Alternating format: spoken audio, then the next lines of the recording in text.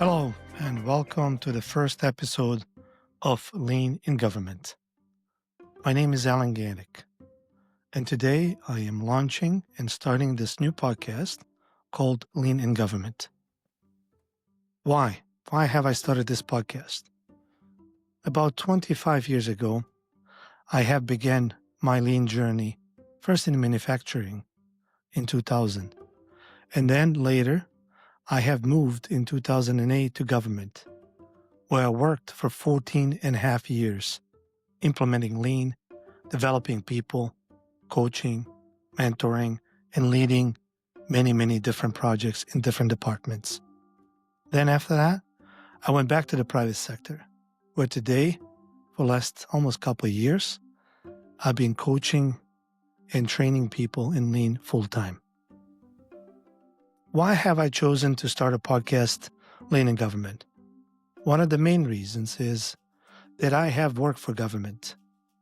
And when I joined the government, my main reason and purpose was to spread lean culture, lean philosophy.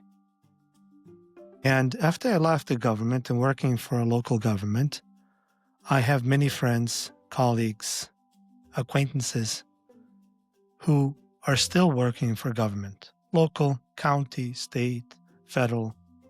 And I met them at conferences, and I've exchanged some emails as well as some messages via LinkedIn, where they're struggling to implement and sustain lean in government.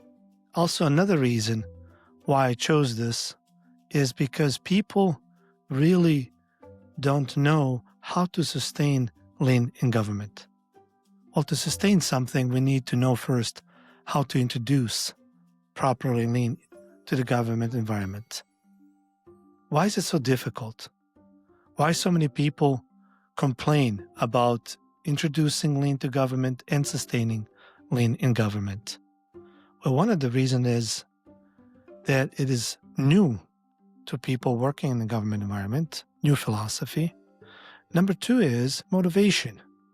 We have different types of motivations. In private sector, better you do, more you can make, and possibly better bonuses you can get. Where in government, there's no such thing. In government, people truly work to serve the public, to serve the people. And some people lack that motivation when it comes to bonuses and money because there's none.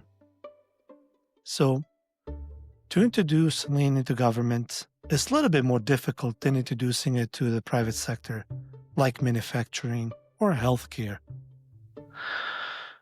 What can we do differently?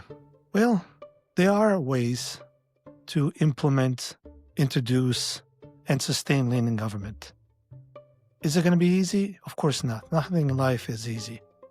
But we have to start somewhere.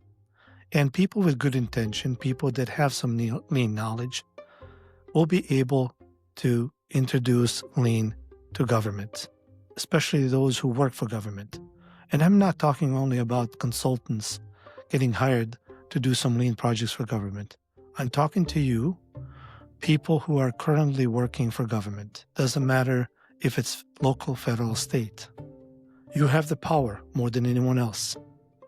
You have the ability to change things more than any consultant can ever do. Why? Because you're the closest person to the actual place of work. You're the closest person to Gamba. So, what we're going to do in these podcasts is I'm going to share some of my stories, my lean journey, my pitfalls, my success stories, as well as some stories that were not so successful, that were failures. However, in lean, we don't call things failures. We call them opportunities for improvement. So going forward, I'm going to be calling those opportunities for improvement. And I had many of those. 14 and a half years is not a short period. It took me a time to really introduce lean to many departments within the government entity that I worked for. Some packed off and enjoyed it and found great benefit. And the others didn't like the exposure of transparency or some extra work, or thinking outside the box and doing things differently, things that have not been done that way in the past. However, at one time, while working for government, I was leading 21 projects. And the only way to lead that many projects, and the only way to stay on track of things that need to happen, you have to have a system. And the only system I had is the lean system, lean thinking and lean management system that helped me sustain. In future episodes, I will share with you what I mean by that, what tools I have used to sustain my projects, to stay on track, to motivate others, and to make sure they're done on time. So with that, I'm going to finish this first episode today. This is just the intro to what we're going to do. Hopefully, you're going to join us and subscribe and join us for next episode. Till then, goodbye.